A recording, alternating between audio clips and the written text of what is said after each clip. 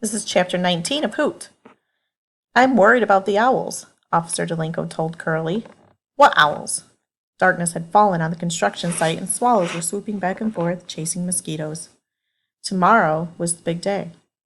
Come on, I saw him with my own eyes, the patrolman said. Isn't there a way to, move him someplace safe? Curly said, Want my advice?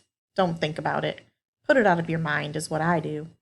I can't, that's the trouble. Curly jerked a thumb toward the trailer. You want to take a break?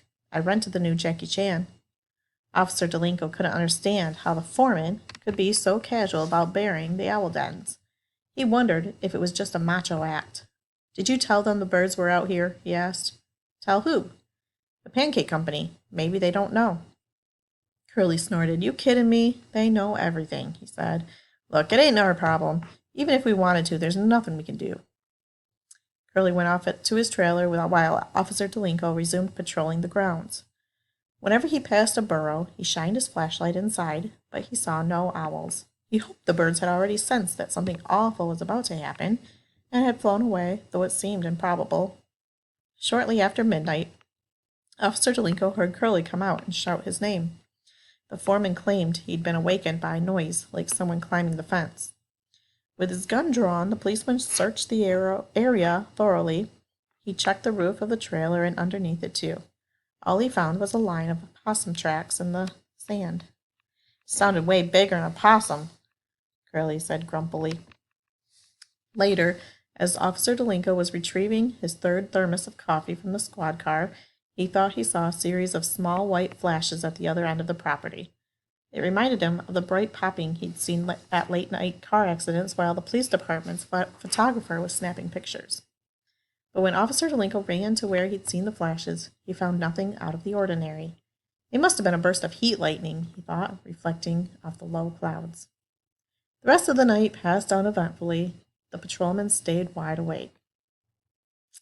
At breakfast, Roy asked his mother if he could leave school during lunch.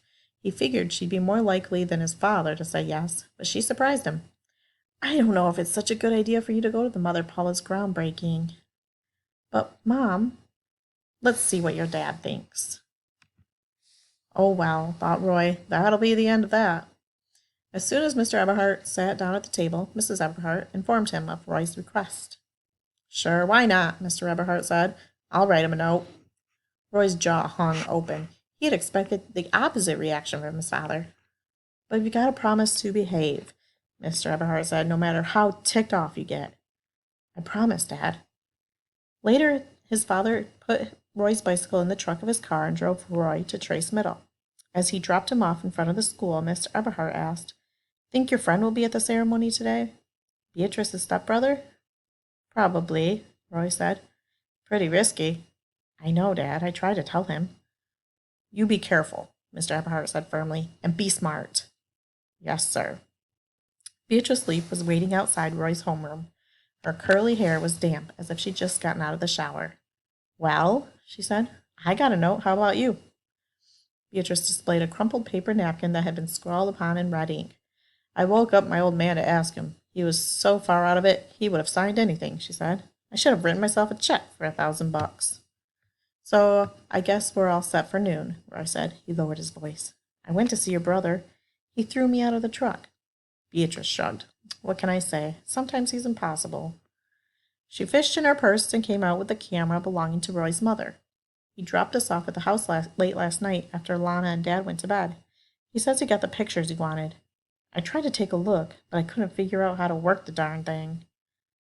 Wordlessly, Roy grabbed the camera and stashed it in his locker.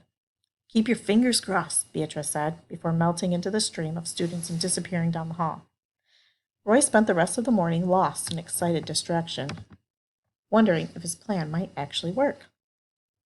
At 10:45 a.m., a black stretch limousine pulled up to the empty lot at Woodbury and East Oriole. The driver got out and opened one of the doors. Nothing happened for several moments, and then a tall man with wavy silver hair emerged, squinting into the sun. He wore pressed white trousers and a dark blue blazer with an emblem on the breast pocket. The man glanced around impatiently behind the enormous tinted sunglasses. Crisply, he snapped his fingers at Officer David Delink, who was unlocking his squad car. The patrolman failed to notice he was being summoned. He was knocking off work after 14 straight hours at the construction site. Curly had gone home to shower and shave, so Officer Delink had stayed to keep an eye on the earth-moving machines, which had been refitted with new seats. Now that the foreman had returned, dressed up in a coat and tie of all things, the policeman was leaving the premises. He had no desire to hang around for the groundbreaking nonsense. "Officer!" the silver-haired man beckoned insistently. "Yo, officer, over here." Officer Delink approached the limousine and asked what was wrong. The man introduced himself as Chuck E. Muckle, a vice president of something or other for Mother Paula's All-American Pancake Houses, Inc. In a confidential tone, he added, "We need some discreet assistance here." "Well, I'm off duty," Officer Delink told him, "but I'd be glad to call for another unit." He was so exhausted from lack of sleep that he barely had enough energy to carry on a conversation. "Do you happen to know who's sitting in this car?" Chuck Muckle asked, nodding toward the limo. "No, sir." "Miss Kimberly Lou Dixon." "That's nice," said Officer Delink blankly. "The Kimberly Lou Dixon." "Well, what do you know?" Chuck Muckle thrust his ruddy face closer. "You've got no idea who I'm talking about, do you, officer?" "Not a clue, sir. Never heard of the lady." The company vice president rolled his eyes and proceeded to explain who Kimberly Lou Dixon was and why she traveled all the way from Beverly Hills, California to Coconut Cove, Florida. "And right this minute," Chuck Muckle said, "she rather urgently needs a powder room." "Powder room?" Officer Lincoln repeated quizzically. "A place to powder her nose, a place to freshen up." Chuck Muckle erupted in exasperation. "Is this really such a difficult concept to grasp, officer? Let me try to put this in language you can understand. She needs a potty, okay?"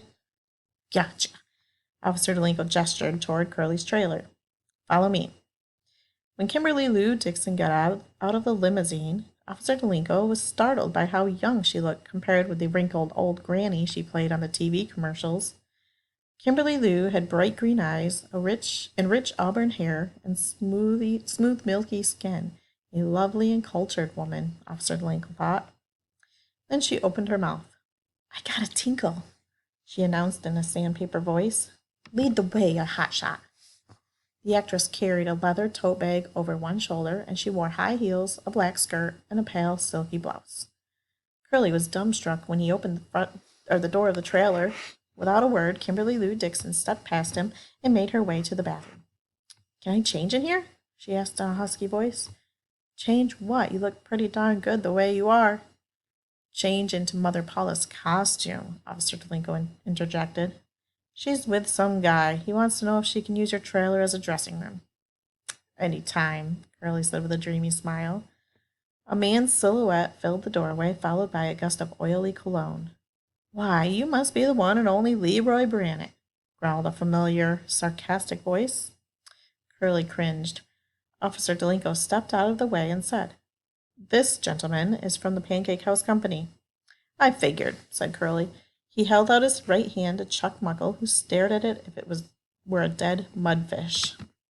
"Please tell me, Mr. Brannon, that you have no bad news that would spoil this lovely tropical morning. Tell me everything's hunky-dory here in Coconut Cove." "Yes, sir," Curly said. "We stayed the last 2 nights on the property, me and the policeman here, and it's been peaceful as a church mouse. Ain't that right, David?" "Righto," Officer Delink said. Chuck Muckle whipped off his shades and eyed the patrolman dubiously. "You wouldn't happen to be the same crackerjack lawman who fell asleep in his car while the vandals trashed our survey stakes, would you?" As curious as Officer Delink was to see Kimberly Lou Dixon dressed up as Mother Paula, he now wished that he were somewhere far, far away. "The same genius," Mr. Muckle went on, "whose careless sleep habits resulted in a newspaper article that unfairly smeared the good name and reputation of Mother Paula. Was that you?" "Yeah, that would be him," Curly said. Officer Delink shot the foreman a dirty look before addressing Mr. Muckle. "I'm really sorry about all that, sir," the patrolman said, thinking, "Sorrier for me than for you." "It's rather astounding that you still have a job," Chuck Muckle remarked.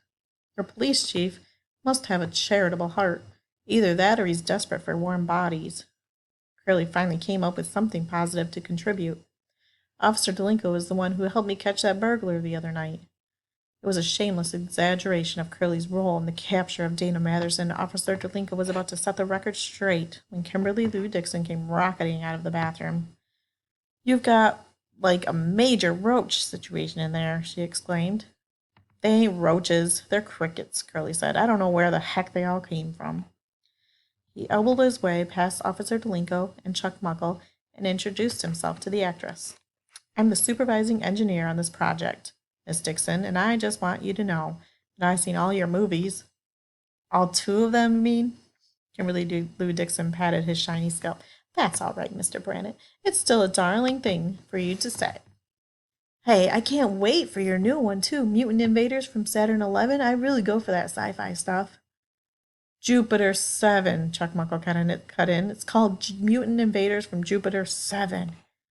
"Whatever," Curly gushed. "You're going to make a fantastic Grasshopper Queen."